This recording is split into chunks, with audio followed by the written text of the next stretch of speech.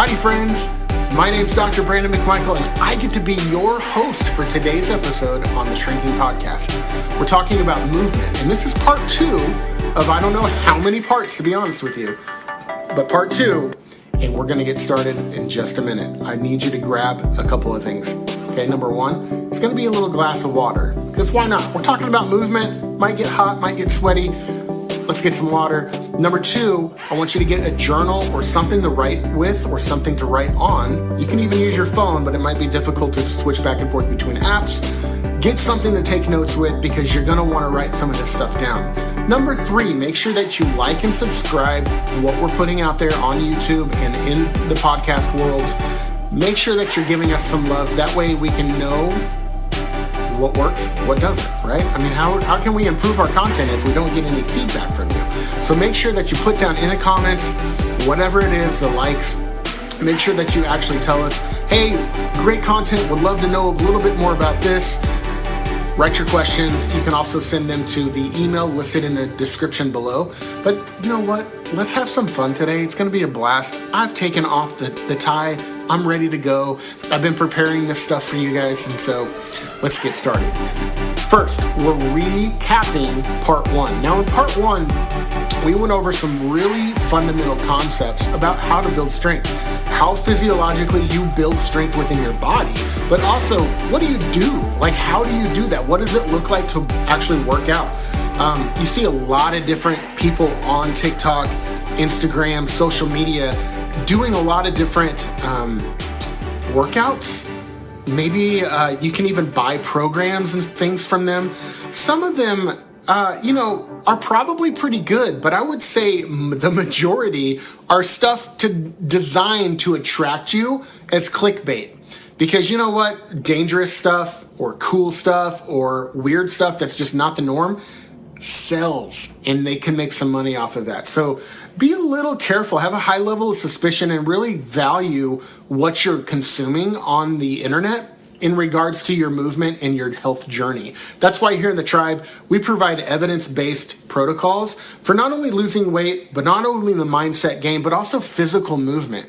You know, I've got some education behind me that that can back a lot of what we're talking about up based on some of the current trends and current research that is available to us right now. Now, some of these concepts actually come from the strength and conditioning world, which is kind of where I like to live on a professional basis. I'm a sports chiropractor. I have 2 board certifications, one in sports medicine. I've got a lot of postgraduate coursework and certification work that revolve around movement, biomechanics, rehab, that kind of thing. So a lot of this content is birthed. It's a weird word, right? It's birthed out of that realm, but I've just been able to kind of transfer it over here to the tribe. And so we've actually come up with a tribe movement philosophy, and it's really simple. Okay, there's multiple different ways to move. There's an infinite, I would say, ways to do certain exercises, but there's really only 1 or 2 very specific ways that your body moves that's efficient, powerful, and most of all safe. Okay, so that's kind of what we want to uncover with building strength, is based off of, is this, I've seen people do this movement. Is that okay for me to do? Or should I be doing something else? And how do I tell the difference? Okay, we're going to go over a couple of different things. To recap, part 1, I want to bring in 2 principles. Number 1, we talked about breathing, and there's going to be some graphics here on the screen to kind of drive home the point that I'm talking about. But we talked about breathing, and we breathe over 20,000 times a day. Let that sink in. 20,000 times a day, you're subconsciously breathing. Sure, we could hold our breath manually and make it, we can kind of override that mechanism. But for the most part, 99.9% of the day, we're not even thinking about it. And so it's a very important concept to get air. And whenever I like to tell some of my patients and some of my clients that, if your body can't breathe in a certain position, it's going to be flagged. That position's red flagged from now on. And you're not going to like that position. Maybe it's carrying a bag of cat litter up the stairs. You're like holding your breath the whole time. That's not a safe position if you're holding your breath and your body can't feel safe enough to breathe. Now let me break down breathing really quick. Breathing is based off of a big muscle in our thorax called the diaphragm. You can kind of see that there on the screen. It transverses several different levels of ribs, so it's kind of like a big dome, if you will. Okay, I like to call it the lid of our abdominal cavity. Sorry, I'm trying to talk here. The lid of our abdominal cavity. You get the idea, right? Okay, so we've got the lid. Well, what about the bottom? Well, the bottom actually is made up of our pelvic floor. You hear these terms, these hot topics. They're buzzwords a lot of times in social media world, and a lot of people capitalize on this. But what is it really? Well, the diaphragm and the pelvic floor work synchronously. Wow. Folks, I am on the struggle bus, and it is going to town right now with my words. So help me here. Both the diaphragm and the pelvic floor are working together harmoniously. How about that? Harmoniously. To help us breathe, to help us move, but also to help guard and support the body to keep us upright. Okay? Out of, I think it's like umpteen thousand mammals on planet Earth, we're the only species that walks on two legs. Incredible if you really break it down and think about it. And one of the reasons why we're able to do this is because of that mechanism between the diaphragm and the pelvic floor. It's the reason why we can have power lifters like Eddie Hall or strongman like Eddie Hall, lifting 500, 1,000, 1,500 pound stuff and doing crazy feats of strength. And sure, they, might have a little bit of injury with that, but the body's capable of many, many incredible things based off the mechanisms that are built within it. And so when you look at this whole concept, I like to relate it back to a soda can. You can kind of see our soda can here. We've got a top lid. We've got a bottom on the soda can. We've also got walls. Now, what would be the walls?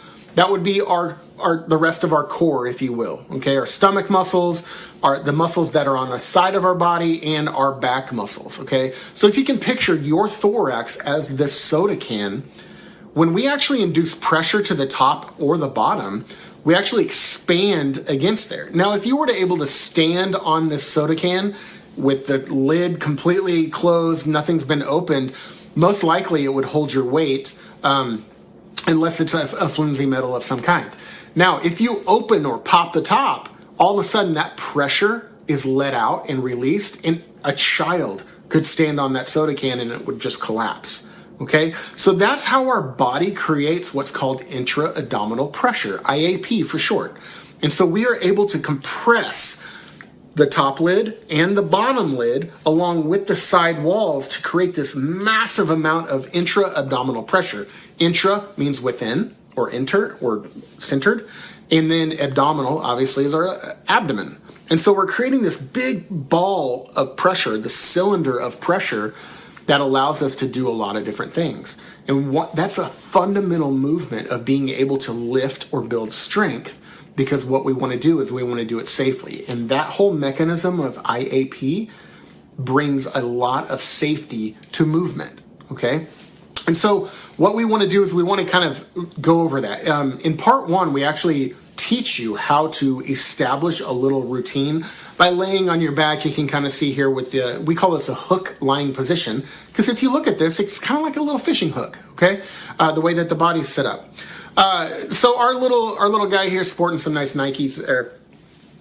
We've got a nice supported posture is what we would call this. The ground is supporting us on the backside. We're able to generate some pressure and practice that breathing. And it's going to be really similar to blowing out candles, okay? Now in this depiction, it's kind of a slow motion shot, but we really want to focus on that quick breath, that, one of those, like we're really trying to blow out let's picture a giant flame of a candle and you're trying to blow it out. One of those where it's like you can almost feel your belly shake because your diaphragm, your pelvic floor, everything's creating all that pressure and it's coming out your mouth, okay? So that's one way to kind of activate that whole mechanism. There's many different ways to do that and trigger that, or do what's called core or abdominal bracing activation. Again, we go over that in pretty much a lot of detail in part 1. So go back and look at that once again. But the other concept was the type of strength. Now look, you can lift weights, you can be strong, you can be fit in the gym and not be a bodybuilder. It's okay. There's certain ways to work out. Again, we covered a lot of this in part 1. There's certain ways to work out. Let's say you're comparing a cyclist, somebody that rides their bike all the time, versus a power lifter. They've got 2 different types of strength, okay? A normal person's not going to be able to do what these people can do. However, they've built up different strengths. So it's kind of where you land on that spectrum is where you want to choose how you build strength. But the number one principle is still going to be, you've got to make sure to breathe. You got to make sure to function properly from the inside out in order to achieve these great results. Okay. Now, back in the 1950s, there was a couple of scientists that decided, you know what, we want to look at the physical fitness levels of children in the United States and compare them with children around the world. Okay. And so what they did is they devised this research program. They tested over 4,000 kids from specifically around the East Coast. And I think there were ages 6 to 16. I mean, they were kind of young adults at that point too. And they brought them through this fitness test that was to establish, get this, the minimum amount of fitness. Okay. The minimum amount of muscular fitness. And so that's kind of a crappy test name, okay? So they actually named it after the 2 researchers. And so now we call it the Krause and Weber test, okay? Not really used a lot nowadays, but it did spur the invention and the formation of, from President Eisenhower all the way up through our current president regime, is the Council on Presidential Fitness, Youth Fitness, that kind of thing. There's a bunch of different ones in there, but this is actually what spurred that. But what they found with Krause and Weber is they actually found that of the 4,000 kids, this is really sad, you all, of the 4,000 kids, this is in 1955, let's see, what was it? 56, I've got notes right here, 56.6% of the kids failed this test of a minimum muscular fitness test. Okay? And so they're like, holy moly, that's a huge number. What's going on here? Is this the decline of America? Okay, and so what they did was they were like, you know what, let's compare it to the rest of the world. So they took a bunch of kids from Europe. There were over 3,000 kids in Europe that they tested. 3,000. So we've got over about 8,000 kids, maybe even more than that, being tested in this test. And you know what they found in Europe? This is really also or really sad. In America, 56.6. So round up, 57% of American kids failed, and only 8% of European kids failed. And so it was a pretty big eye-opening thing. And so what they did was they started putting more physical fitness into the education programs. Obviously did not work. There's some disconnect there. But what they found was the minimum muscular fitness of kids being able to move at a minimum level, doing things the body should be able to do, was not happening. There was some kind of a disconnect there.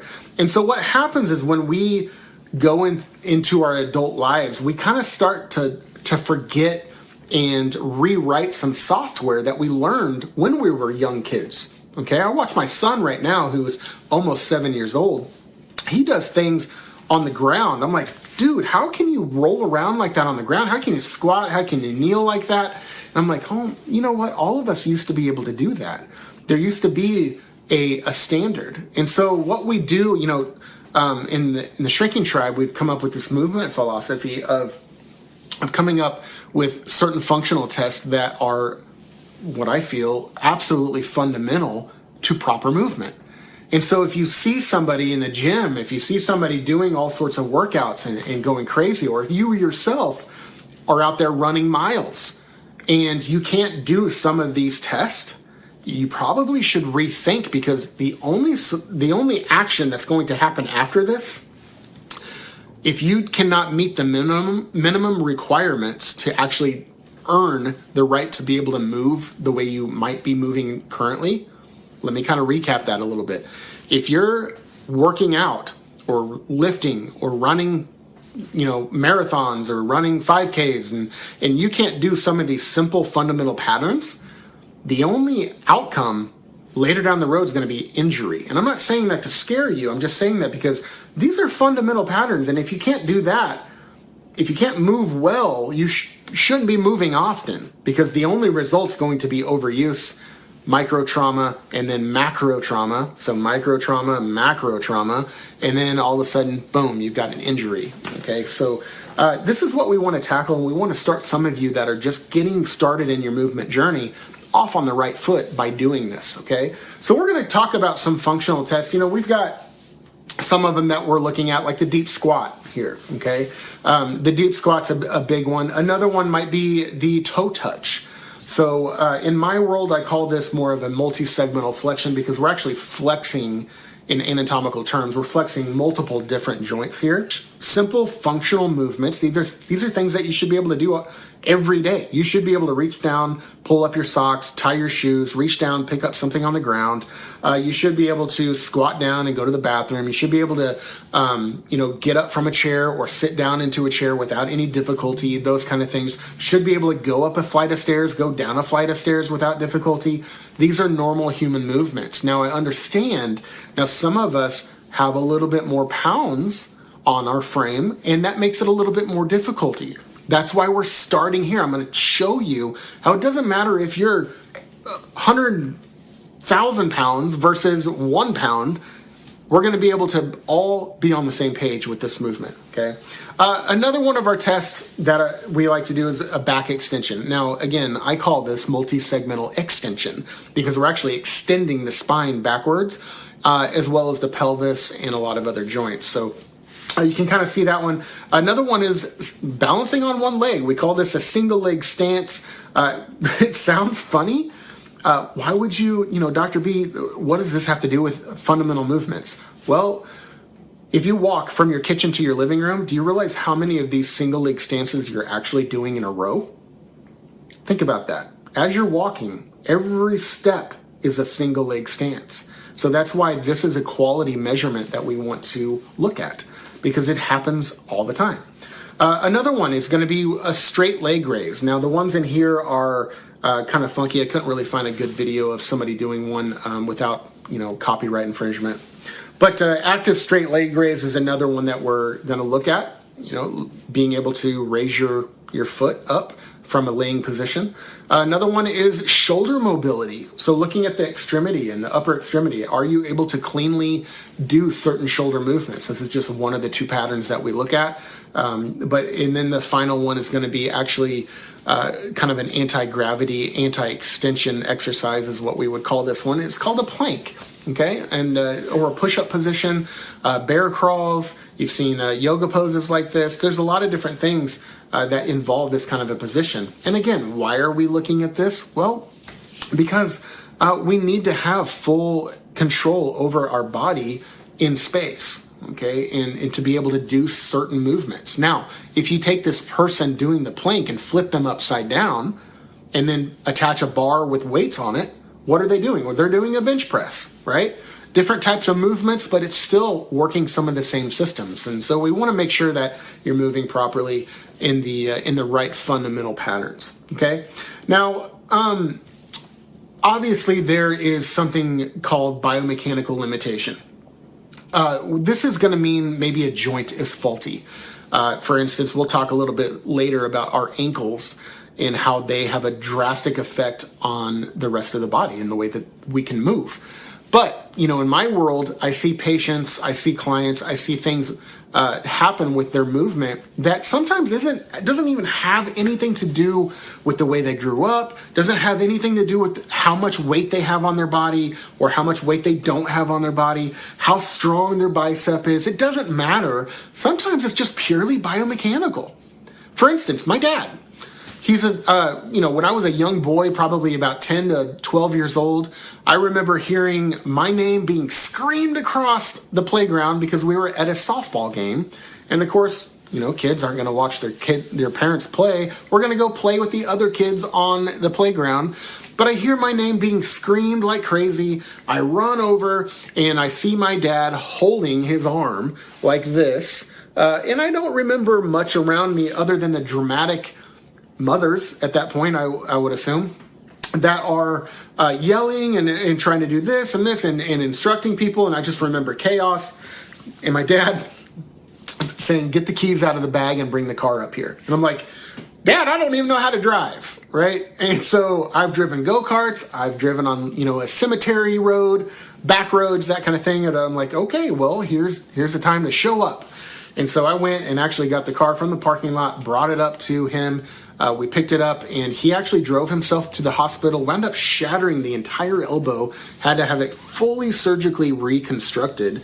I'll never forget that. It was I don't even remember him being in that much pain. It was just pretty outstanding with how the body can block some of those things off. But to this day, if you look at most of our elbows can fully extend. That's what this is called, extension.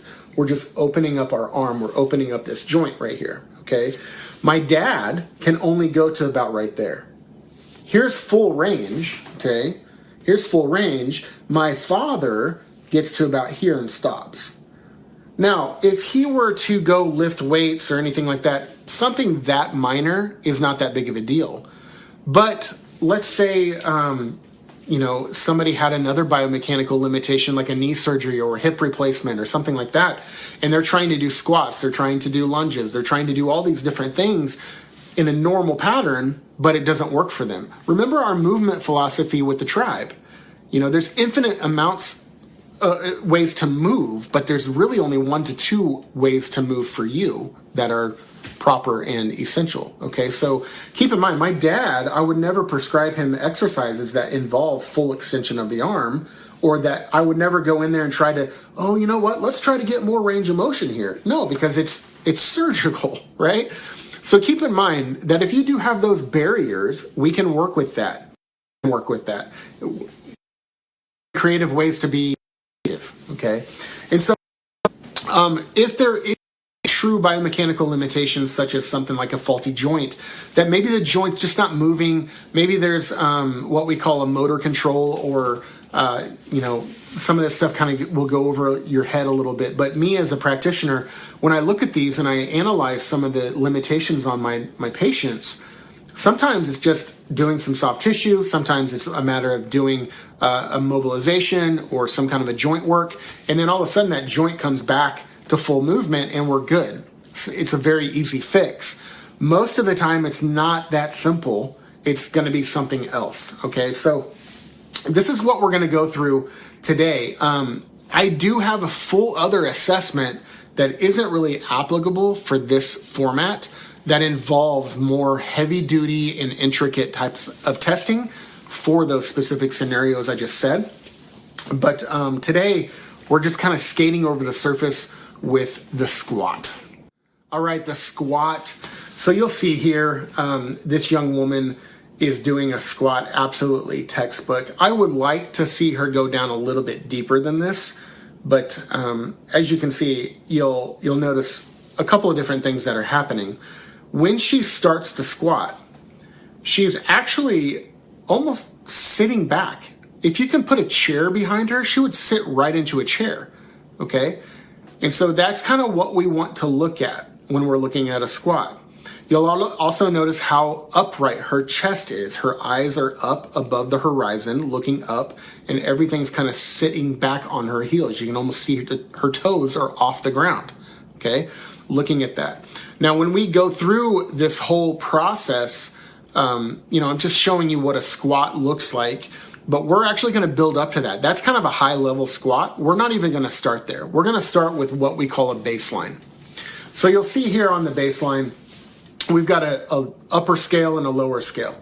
The arrow's pointing up with regression. That's actually regressing our movement.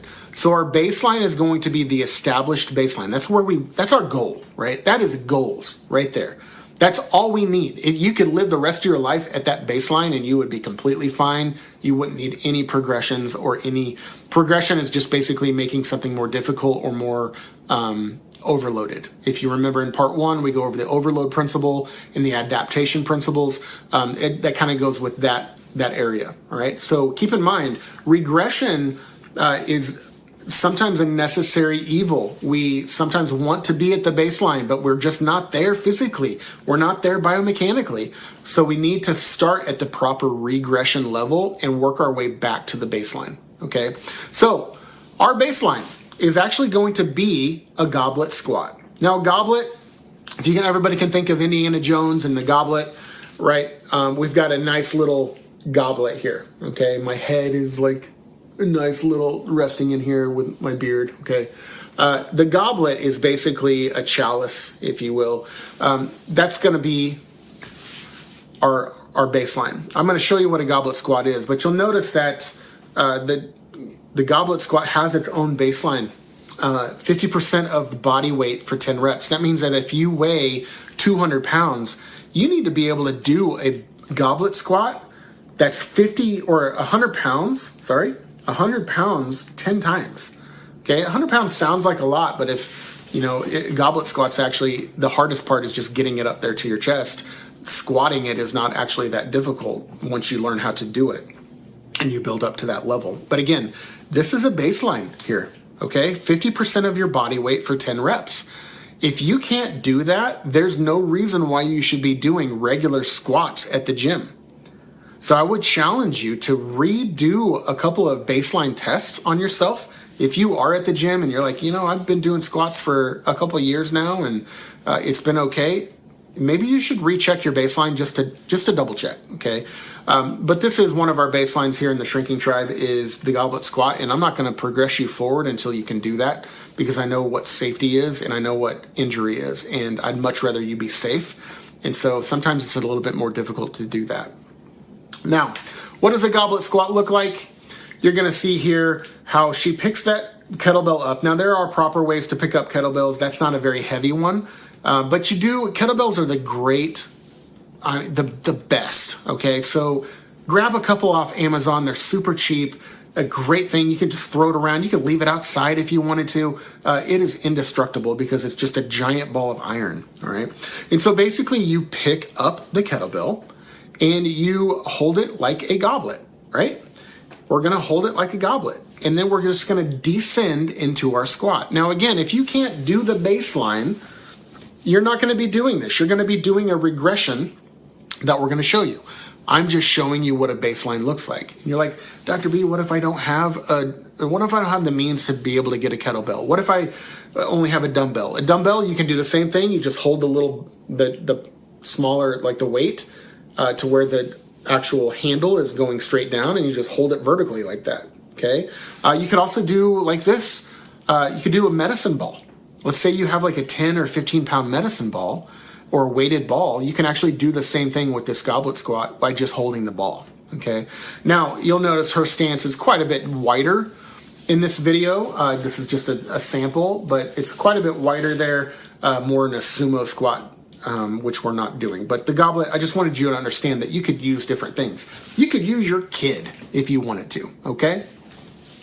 All right, so what's going to be our first thing here? If you look here, the goblet squat, if you happen to make a baseline, all right, if you happen to achieve the baseline, here's what the next progression would be for you is actually holding 2 kettlebells up there.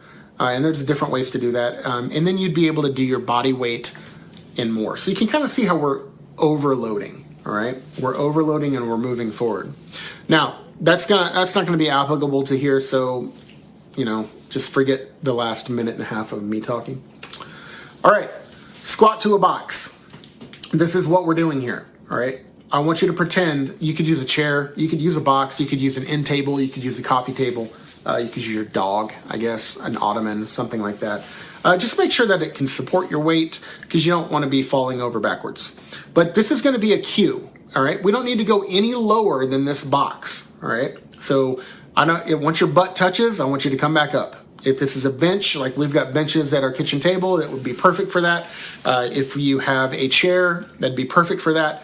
Literally, you're just sitting back in the chair and then coming back up. That could be a regression, all right? But formally, Our first regression is actually going to be a heels elevated version of the goblet squat. Okay, so why would we do heels elevated? Well, number one, we want to get all the way down. In the fitness industry, they call this ass to grass. We want our butt to get all the way as low as we can. And that way we're doing a proper squat, a proper hip hinge, proper knee hinge, and so forth. And, there's something called triple flexion in this as well, where the knee is flexed, the hip is flexed, and the ankle is actually flexed. So we want maximum movement on these. And so that's kind of why we're doing the heels elevated. Sometimes we have somebody that has biomechanical limitation. They're not able to actually do what we call a posterior weight shift. They're not able to sit backwards into the chair. They just kind of squat straight down instead of being able to get their butt as a counterweight to go backwards. Okay, so if you don't even know how to do that, we've got to talk about just sitting back into a chair and getting up, sitting back into a chair, getting up. Okay. So the heel's elevated. If you can't, do the baseline, we're gonna drop you down to this, okay, and try you here. We're going to basically take a board, like a 2x4 or something like that, put it underneath your heels to elevate your heels, and then have you try the goblet squat again. You would be surprised at how effective something like this is. You could put a book under there. You can put you could probably put a pan under there, like a skillet or something, okay? It just needs to be about 1.5 inches to 2 inches tall, just enough to elevate your heels to where you can actually pitch forward, and it's going to trigger your brain. Your brain's going to want to fall forward. Your body's going to want to fall forward. So it makes your brain activate things in the body to counter that. We call that reactive neuromuscular training, RNT for short.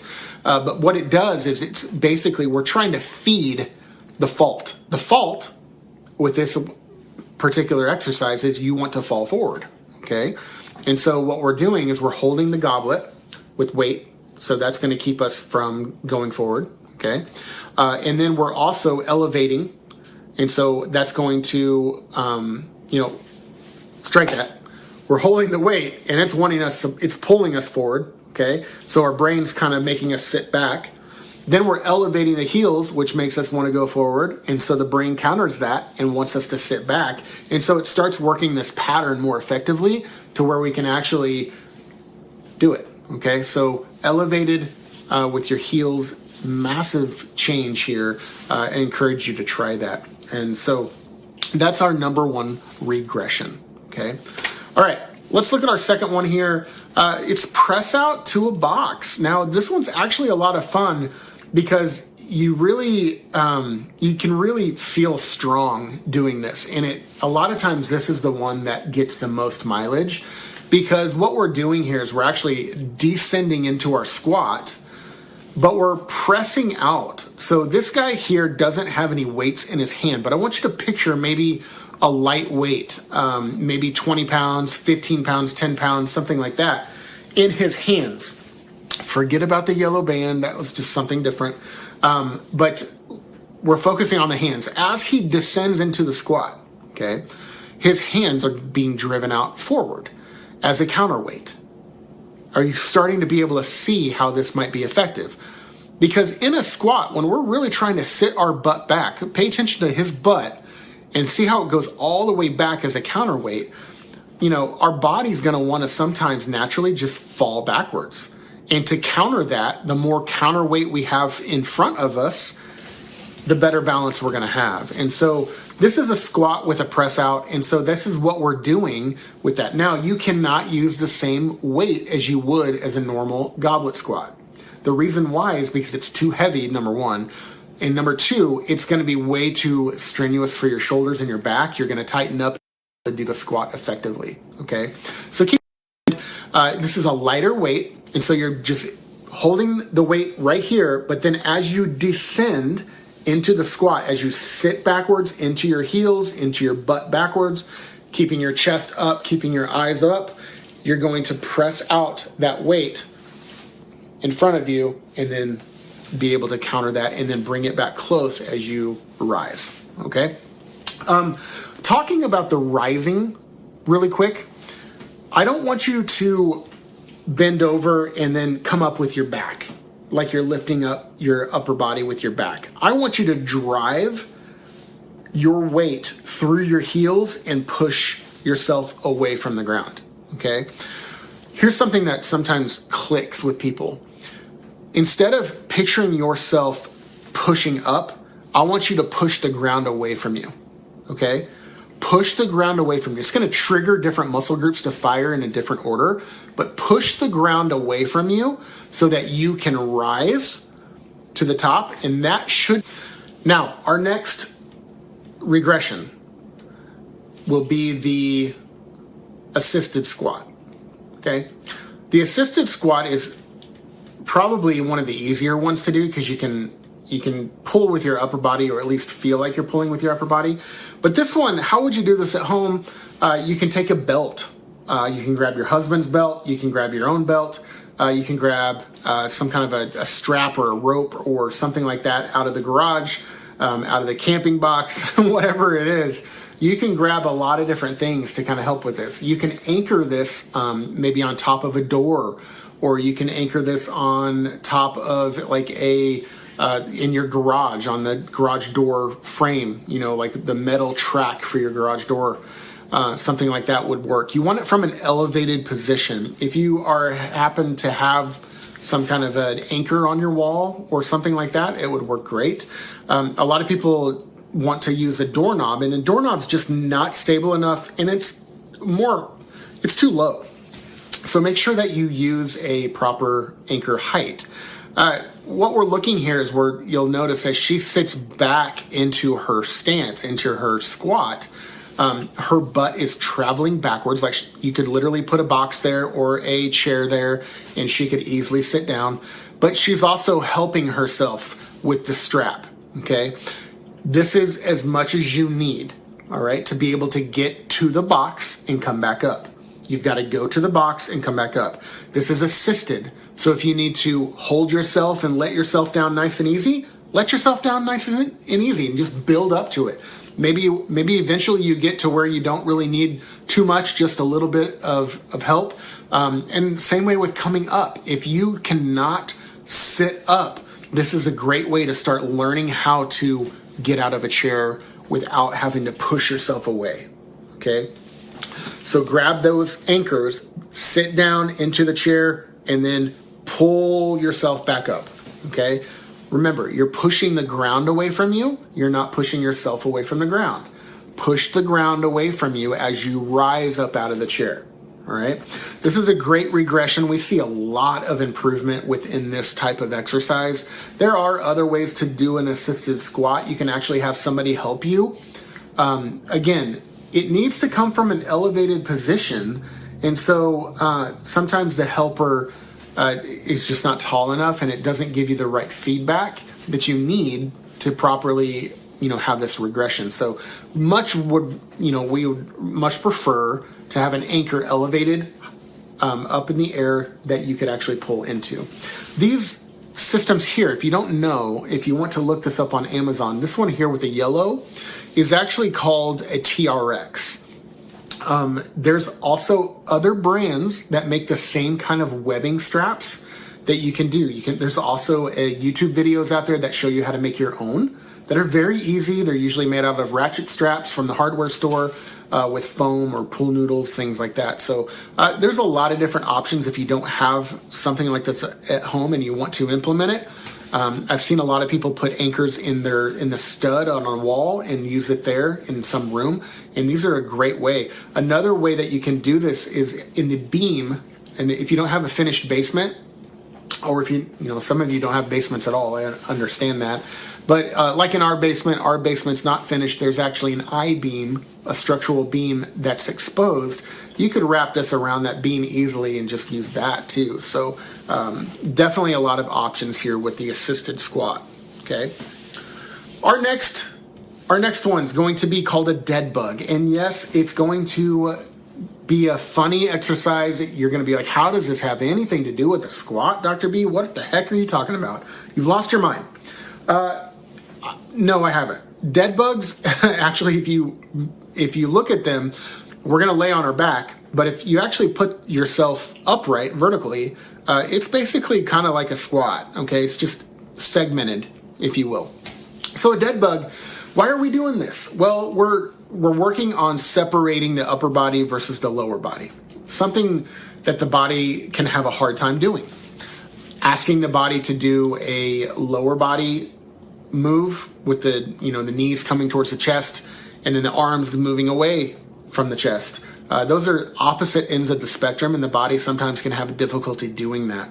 And so we provide a safe space by laying on the ground. The ground acts as more core support for that abdominal breathing, that bracing, that core support, and the soda can thing that we were talking about earlier. This is a great way to implement that and then start doing these dead bugs. But basically, you're going to start with your knees straight up in a 90-90 position. So you'll notice that when he's starting, his knees are 90 degrees and his hips are 90 degrees, okay? And so the other thing that you'll do is you'll keep your arms straight up. And you're basically going to alternate. You'll notice that his right arm moves with the left leg. And this is a little coordination battle at sometimes. You have to really kind of focus in on this. Like, what am I doing here? Am I doing this right? Now, the key is you have to keep your back flat against the ground. If your back is moving and you feel it lifting up, you need to stop, okay? You need to stop and just do either the arms only or just the legs only. You cannot do both until you can keep the back flat with both, okay? That is the number one rule. Making sure the back is flat, sometimes it helps to be able to abdominally brace. Don't hold your breath, but just breathe with your core. Feel like we went over in part one on how to develop that diaphragmatic breath and belly breathe. We went over that in detail, so go back and look at that in part one. But you need to own that while you're doing this. It's very vitally important, as well as any of the other movements that we've shown you. And so as you move through this, you might feel some clicks, some pops, some different things going on. That's completely normal. We're stretching, we're activating, we're doing things. This exercise, when done properly, will tire out the most elite athletes. No joke, okay? There are progressions. So I have what's called a matrix for this, a dead bug matrix, where we actually can throw in different difficulty levels of the dead bug. I could spend a whole month with a client on just doing this and working them out and getting them there. So maybe one day we'll do another video about just the dead bug and all the different variations you can do with that to make it more intense. Or maybe you need to work more the upper body versus the lower body, or vice versa. Or maybe because you're doing more of a cross-crawling thing here, where the left arm is going and the right foot is going at the same time, okay? There can be rotational components in there as well that, we can kind of talk about later, all right? So, dead bug, highly efficient, highly sought after rehab exercise, but a great regression for our squat, okay? Now, what's next here? If you look, the last regression is going to be mobility. What does this mean? Well, tell you guys, a lot of times when people can't do a squat properly, when they can't do a squat properly, a lot of times it can just be something as simple as tight joints, tight muscles, okay? One of the things that we like to work on first and foremost is developing that hip hinging pattern. So when we go into one of our other patterns, we'll kind of talk about that more, but the hip hinge is basically you sitting backwards into that squat where your butt is a counterweight going back behind you as you sit into the chair or sit on the box, okay? That's that pattern that we're talking about. So if somebody doesn't know how to do that, that's number one. That's the mobility that we start to work on, is the hips, loosening those up. There's a whole gamut of hip exercises to be able to do that. Another one that we will work on that's right there at the top is ankle mobility, okay? Ankle mobility is huge. You'll look here at, this is one of my helpers, a fellow colleague of mine, and as you can see, when she's doing this, what's called half kneeling dorsiflexion test, her knee should actually be almost touching, or if not touching, the the wall right there in front of her. And so you'll see that she's actually limited on that motion within her ankle, which, keeps her from doing a squat properly. Okay, so there's a lot of different ways to assess and treat this kind of a condition with mobility exercises, soft tissue work, joint mobilizations, that kind of thing. So that's something that's a little bit more out of the scope from this kind of a talk or podcast. That is something that's more specialized. We can kind of point you in the right direction for that. I've got a huge network all across the world of skilled practitioners to be able to do that. So if that's something that you do want to look at, definitely email us at the email below and we can kind of point you in the right direction for that. But this has been, very eye-opening for some, I'm sure. And some of you might be like, you know what, I can do that baseline goblet squat. What else is for me? Well, if that's you, if you feel like you're a little bit more beyond that, then you're probably doing okay, to be honest with you. And you just need to move in safely and progress forward safely. Okay, so without having one-on-one eyes on your programming and your specific movements, it's really hard to say whether or not what you're doing is safe or not. Okay, so keep in mind, this is not designed like advice. This is just one of those things that if doing something unsafe, you need to be clear on what that is and how to overcome it or how to fix it. Okay, so hopefully this episode on part 2, building strength, was very informative for you. We will have a part 3. We'll go into more of those functional tests that we were talking about, specifically the toe touch. The toe touch is another big one that a lot of people are limited on. And so I'd love to be able to explore that in a little bit more detail and do the same thing. What's our baseline? What's there going to be a baseline toe touch? What would be a regression for that? Okay, so it might look a little bit different than what we're doing here, but with the squat, because it is a different way to move, but it's still going to be a fundamental pattern that is vitally important to your movement journey.